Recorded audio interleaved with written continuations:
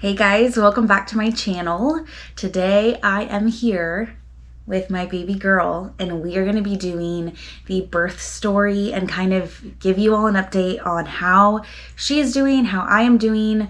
It's been about 2.5 weeks since I had her. And definitely a lot has happened, a lot to fill you in on. So let's just jump on into this video. I guess I should start with her name if you're not aware of her name. This is Miss Clara Rose Ellis. So she was born on February the 3rd. It was 8 p.m. And as many of you know, if you watch my 36-week update, I had a scheduled C-section that was not for February 3rd. So she did come a little bit earlier than that. So the reason why, it was kind of an unplanned C-section. It was not an emergency C-section, but it was very similar to what happened with my son, where it was a, hey, in an hour, you're gonna have a C-section type of situation. It wasn't super rushed, it wasn't an emergency, but it was just like a spur of the moment thing and not scheduled at all. So I had one last doctor's appointment before my scheduled C-section. It was like 5 days before. So I was like, if I can get through this appointment, I'm golden, because I knew my blood pressure was high, but it wasn't super scary high, at least at that point. It had been pretty consistently manageable. When I am in labor and delivery and they're monitoring me over a few hours, you can tell my blood pressure isn't that high. When I'm at home, it doesn't look too terribly high. The whole issue I was having the 3rd trimester of the pregnancy was basically white coat syndrome. You go into the office, your blood pressure is super high. They send you over to labor and delivery. It goes down. I definitely had high blood pressure, but it was mild. And I did have preeclampsia because I did have some protein in my urine, but my blood pressure was not ever staying at a really high level. It was never super scary where they needed to put me on magnesium or anything like that. But at that last appointment, the same thing happened that always happens. It was super high in the office. They sent me to labor and delivery. And after the first couple of readings, honestly, it started to drop. And it was like 130/80. It was not bad at all. So I was looking at those numbers and I was like, all right, they'll probably send me home in like an hour. They wanted to do blood work. They wanted to check the protein in my urine, which is all routine. And I thought I could go home and then wait it out for 5 days and come in for my scheduled C-section. That was going to be at exactly 37 weeks. But for this appointment, I was at 36 weeks and 2 days. This whole time in labor and delivery, I had not talked to the doctor. She was kind of relaying messages through the nurse, which was frustrating. So the nurse came in and she said, the doctor wants to put a catheter in you right now.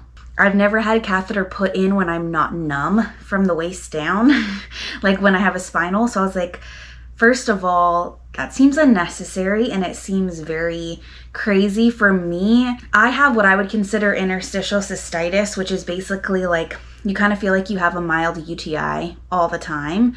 I just have a lot of irritation. My bladder just has a lot of issues. And so it's like, that is going to be extremely painful for me and I don't really see any benefit to it. The doctor was saying they wanted an accurate level of the protein in my urine because when they just do a spot check, it's not super accurate. But we already knew from a 24-hour urine, I definitely had preeclampsia. It was over the threshold.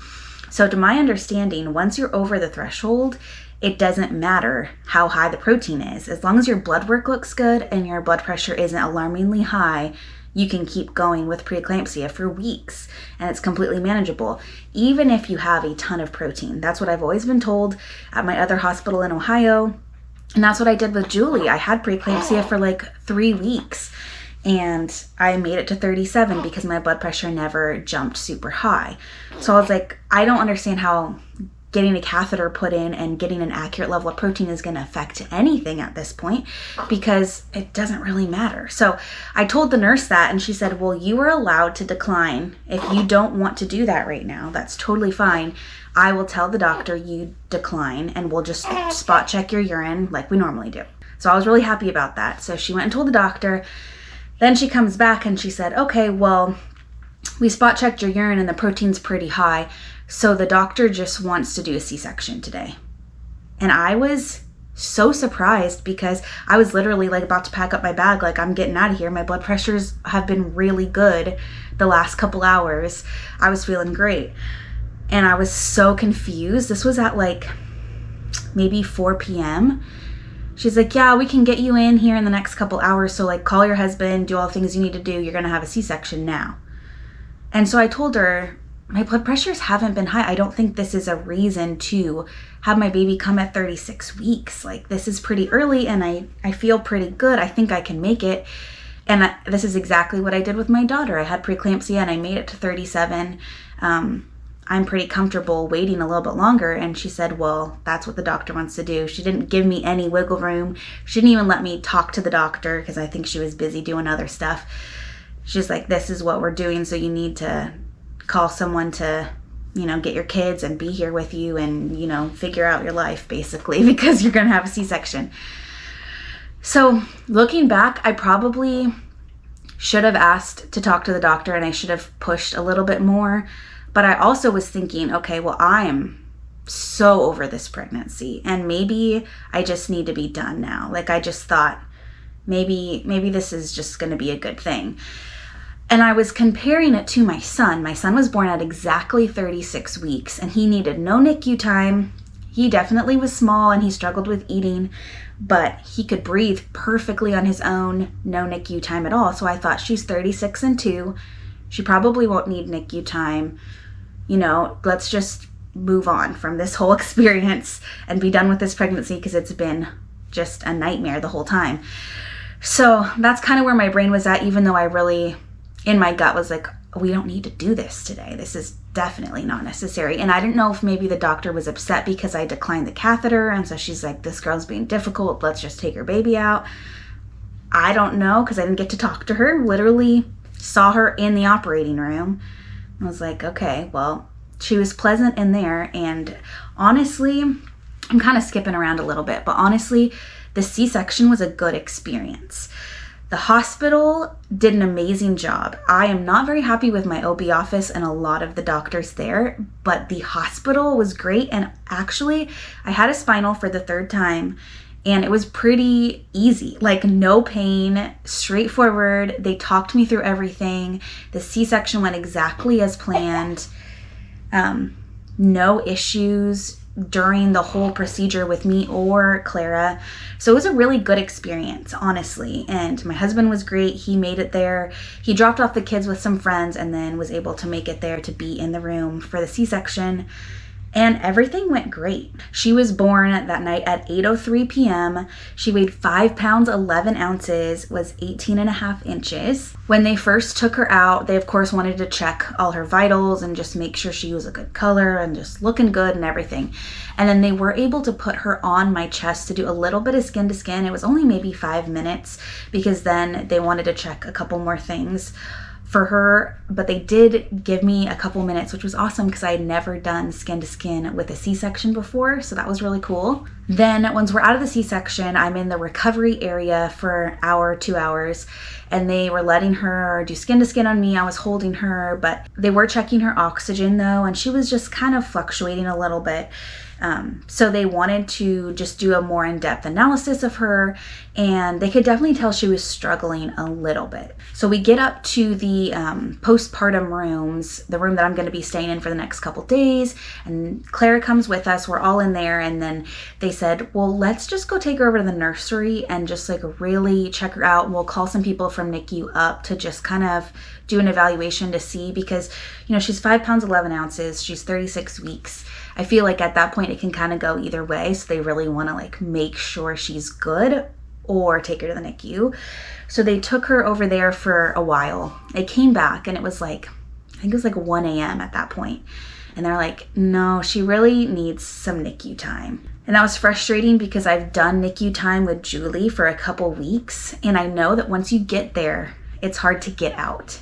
If it's just a really minor thing that they put you in the NICU for, then you have to meet all these other milestones, and she has to be able to eat a certain amount of food every 3 hours.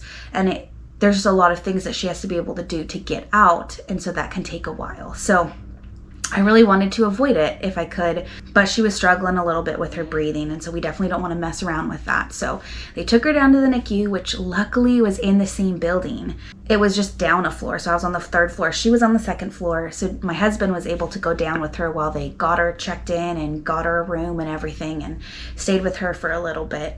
I wasn't able to go down and see her until like early the next morning, like maybe 6 hours, 8 hours later, because they said I had to be able to obviously get out of bed and like get into a wheelchair to be taken down there. And my legs are numb from the C-section, so I had to wait a while and take some pain meds, eat a little bit of food before they would let me go down there. So I was working really hard to be able to go down there and see her. So they had her hooked up to some oxygen. They had her with a feeding tube, because definitely at that very beginning phases, like she was just not going to be chugging bottles anytime soon. So they wanted to give her a feeding tube and give her some oxygen, and that was basically it. She didn't need an extreme amount of oxygen, just a little bit of help to help out her lungs, because they were just getting really tired and, you know, they were a little bit underdeveloped. I was able to stay in the hospital. So Fridays when we had the C-section, I stayed through like Monday afternoon. So that whole time I could be in my room, getting pain meds, resting a little bit, pumping, and then going down and seeing her and just kind of going back and forth a bunch of times. It was good for me to walk around a little bit, because it's great when you're healing from a C-section to move as much as you can. So the first 2 times I think I used the wheelchair, and the rest of the time I was like, I just need to walk. Even if I walk very slow, just to the elevator and down, and it was not a long walk at all. But that probably was helpful for me to just have a reason to definitely be moving around. It took about 3 days for my milk to start coming in, which is really frustrating when you're pumping every 3 hours, even throughout the night, and you're getting absolutely nothing. I was getting like a couple drops, and I was bringing her everything that I got, but it did take a few days, which is normal, but it's just frustrating, especially when you're in so much pain from the C-section, to be pumping and it's just like, you know, you're not having anything to give your baby. So she did have formula for the first couple days, and then once the milk really started coming in, we've been able since that point to give her 100% breast milk, and I'm still exclusively pumping. I always struggle with breastfeeding in general, but definitely when your baby is young and they have time in the NICU, they spent so much time with a feeding tube, having bottles, passies in there, that it's just really hard to breastfeed, and I'm not going to stress myself out. So we are going to kind of try it on and off, but that's definitely not a priority. The priority is getting her food, and the second priority is breast milk ideally, which I can do by exclusively pumping. So that's what we're doing right now. So after about a week in the NICU, she did not need oxygen anymore. She was doing really good. They took the tube out of her nose and said she can just be on room air. She doesn't need any help with breathing anymore, which was great. But at that point, we still needed a lot of help with feedings, which comes back to what I said, where if you get into the NICU, it's really hard to get out. The reason why she was in the NICU was because of her oxygen levels, and that resolved itself. She was able to maintain good levels without any assistance, but then you still have to meet all of the other requirements. So she had to be able to eat a certain amount, whatever they deemed appropriate for her weight and her age, every 3 hours by bottle. That's what she needed to do. She didn't need to completely finish everything, but like 90%. Consistently for a couple days before they would let her leave, and that was very hard for her. She was getting tired. She was just kind of not figuring out how to suck and swallow and breathe in the right order, and choking a little bit. She definitely has a little bit of reflux too, so she was spitting up a little bit. It's actually why I'm holding her right now, because I fed her a little while ago and I just need to hold her up for a while after she eats, or else she definitely will spit up still. So that was just really a struggle, and it's so painful when you want to bring your baby home and they don't need oxygen or any other assistance, but they're just not getting their bottles down. So frustrating. So Dave and I tried to be there as much as we could to really work with her and help her with her bottles, but we also have 2 other kids, and I was trying to heal my body from a C-section and also pump every 3 hours. And so I was going home and trying to get a lot of rest too. The NICU that we were at was not really set up for you to sleep overnight anyway, so we would be there for most of the day and then go home and sleep and hang out with the kids at night and then go back. So it took her about a whole nother week, so 2 weeks total, for her to really get the bottles down and figure out how to efficiently drink. So she spent a total of 14 days in the NICU and she was released. Today is Tuesday when I'm filming this. She was released on Friday, so it's been just a few days, but she's home now. We did have her first doctor's appointment yesterday, and she's now up to 6 pounds 6 ounces, which is really awesome. I can't imagine like how overwhelming it would be for a baby when you're born and then you're thrown into the NICU with all of these cords and all of these beeping sounds and craziness going on, and then you're taken home and you have siblings that are loud and crazy. Like, there's just a lot going on, and she's been doing so good. My healing has been going pretty well. I feel like it's always easier in a sense when you have a NICU baby, because with Julie and with Clara, I'm just so focused on them and I have to walk around and get up and, you know, put on real clothes and everything. And so I feel like it just makes the process a little bit quicker to recover because you just have to. But at this point, I'm not on any more pain medication. I'm feeling pretty good. Not a lot of pain when I'm moving around. My blood pressure made me nervous because with Julie, I had postpartum preeclampsia where it just really wasn't going down. My swelling wasn't going away when I was postpartum, and so I had to be readmitted for 24 hours, and they put me on magnesium to really like kick it, to get it out of there. And looking back at it, like, who knows if I had white coat syndrome then, and maybe my blood pressure wasn't even that bad, but I was super stressed out with my baby in the NICU and then going to that doctor's appointment, so I don't even know. But when I had my postpartum appointment this time, it was at like 10 days postpartum, I think. I went in and my blood pressure was pretty high at the appointment. But I kind of anticipated that because that's just how it's always been when I go in there and I get super nervous. So I told them my blood pressures at home have been a little elevated, but they're nowhere near what they have been in the office. So I really feel like I'm doing okay, and it might just take another week or two for my blood pressure to go back to normal, but I'm doing okay. So she did just tell me to keep taking the Procardia. It's a really low dose. Just keep taking that until I feel like my blood pressure is like officially back to my levels before I was pregnant, which I think I am about at that point now. I've been taking it at home. The last one I got was like 125/75. So I think I am pretty much at that point where I am back to normal. And I am so thankful because I know not everybody can completely go back to their blood pressures they had before. Some people stay on medication for a long time after they have a baby with preeclampsia. And I was worried about that because this is my third time going through this, and I didn't know if my body was just not going to be able to do it again, to rebound again for a third time. But it seems like I am. My swelling in my legs is completely gone, my hands, my face, and everything. That took about 7 to 10 days too, which made me a little nervous because it just seems slower than it had been in previous pregnancies. But I did not need to be readmitted. I did not need any magnesium or anything like that to get rid of the swelling and for my blood pressure to go back to normal, which is so awesome. I do have a lot of videos that I made with my daughter postpartum that talk about recovering from C-sections, exclusively pumping, all of that. So I do have those videos up. I probably won't make videos like that again because it's a very similar situation. I would talk about a lot of the same things. So I'm not sure if I'm going to make any more videos talking about this pregnancy, postpartum, just because I know people come to my channel for couponing content, not for pregnancy and postpartum videos. But I definitely wanted to make this video so I can just have all of this down and remember how everything went, because I know I'm going to forget so quickly. And I figured there was probably a few of you that were interested to see how everything went, how everything played out for this pregnancy. And we are both doing well now, so that is good news. I wanted to end this video just with a quick little shot of a close-up of Clara if you wanted to see. I'm posting tons of pictures over on my Instagram, so if you use Instagram, you could go over there to see how we're doing daily and how Clara is enjoying being home with her siblings and all of that. I do plan on getting back into couponing soon. I'm so wanting to get back into it.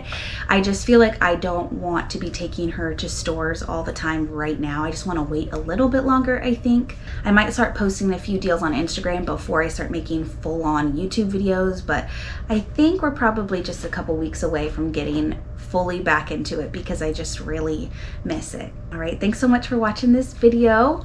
and we'll end it with a sweet little video of baby Claire.